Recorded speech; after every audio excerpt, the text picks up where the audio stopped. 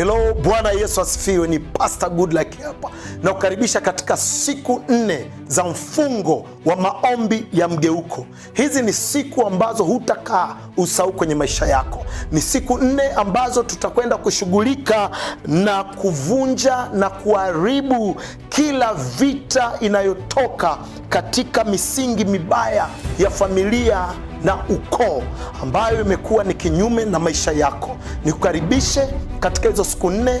Kwa hiyo tutakuwa tuna maombi na maombezi kwa ajili ya kuvunja na kuharibu kila misingi na vita inayotoka kwenye misingi mibaya ya familia na koo. Kumbuka vile vile ni maombi kwa ajili ya kukamata mwezi wako wa 5.